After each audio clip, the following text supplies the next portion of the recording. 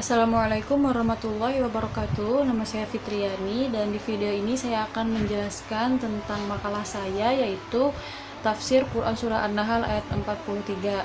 Langsung saja, di sini yang pertama ada lafal dan terjemah Quran surah An-Nahl ayat 43. A'udzu billahi minasyaitonir rajim. Bismillahirrahmanirrahim. Wa ma arsalna min qablika illa rijalan nuhi ilaihim fas'aluna ala dzikri in kuntum la ta'lamun. Shadaqallahul azim. Yang artinya, dan kami tidak mengutus sebelum engkau Muhammad melainkan orang laki-laki yang kami beri wahyu kepada mereka. Maka bertanyalah kepada orang yang mempunyai pengetahuan jika kamu tidak mengetahui.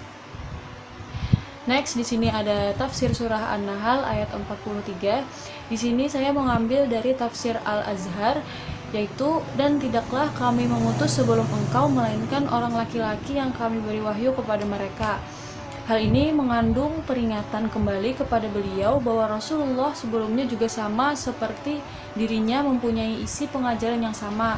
Bahkan nasib pertentangannya pun banyak yang sama, sebab mereka itu semua adalah manusia. Orang laki-laki yang tidak lepas dari suka dan duka. Kemudian Nabi Shallallahu Alaihi Wasallam disuruh untuk menyampaikan kepada orang-orang itu. Maka bertanyalah kepada ahli-ahli yang mempunyai peringatan jika kamu belum mengetahui. Next, di sini ada lanjutannya. Kalau masih kurang paham akan hal itu, mereka boleh menanyakan kepada ahlu zikri. Ahlu zikri di sini adalah orang yang ahli peringatan atau orang yang berpengetahuan luas. Umum artinya adalah menyuruh orang yang tidak tahu untuk bertanya kepada orang yang lebih mengetahui, karena ilmu pengetahuan itu adalah umum, sifatnya berfaedah buat mencari kebenaran. Jadi di sini tafsir dari Quran surah An-Nahl ayat 43 ini, jika kita disuruh apabila kita tidak mengetahui sesuatu, kita disuruh bertanya kepada ahli zikri.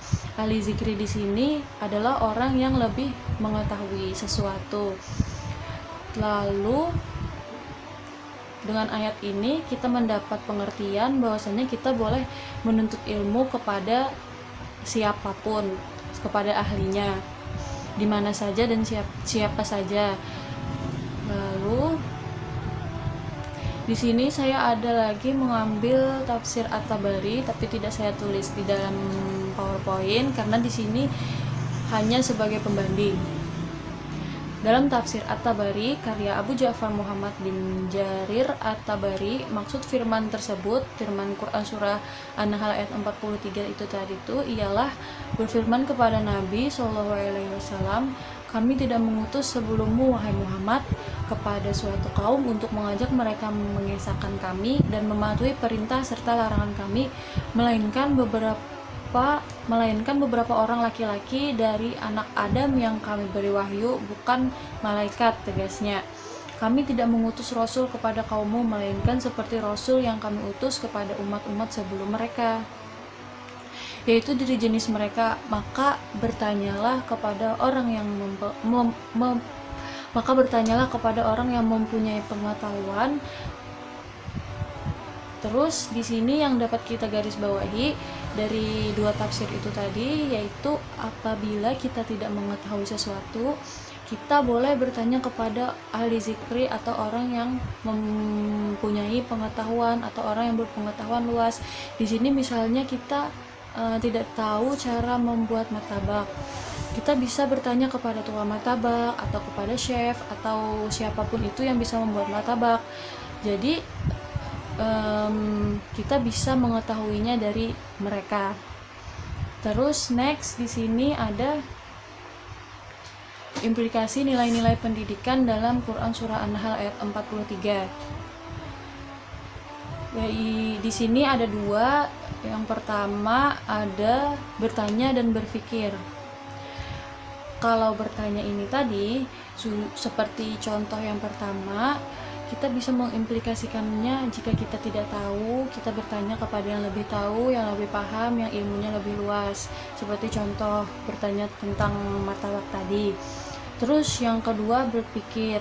Nah, setelah kita bertanya tadi, misalnya kita bertanya kepada tukang martabak tadi bagaimana caranya membuat martabak, kita berpikir, diberitahunya pertama resepnya siapkan ini, bahan-bahannya ini, terus yang pertama kita harus mengocok telur sama masukkan sayur-sayurnya. Itu kita berpikir, kita mencerna apa yang telah diucapkan oleh tukang martabak tadi contohnya. Terus yang terakhir di sini ada kesimpulannya, ada 3 kesimpulan. Yang pertama, menganjurkan kita untuk bertanya apabila kita tidak tahu. Pasti kita tidak tahu, kalau kita tidak bertanya kita akan tersesat. Terus yang kedua, apabila kita mempunyai ilmu, sebaiknya ajarkan kepada yang belum tahu. Nah, di sini kita bisa memposisikan diri kita misalnya sebagai orang yang pengetahuannya banyak atau ahli zikri. Terus misalnya ada orang yang bertanya kepada kita tentang apa yang kita ketahui, kita harus memberitahu. Kita jangan pelit terhadap ilmu, karena kalau kita memberitahukan ilmu kita kepada orang lain, dan kita akan mendapatkan amal jariah.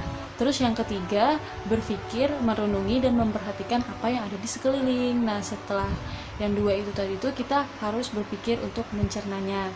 Mungkin itu saja yang bisa saya sampaikan. Salah hilaf mohon maaf apabila ada perkataan saya yang salah dan ada kesalahan dalam penyampaian materi ini, saya mohon dimaafkan.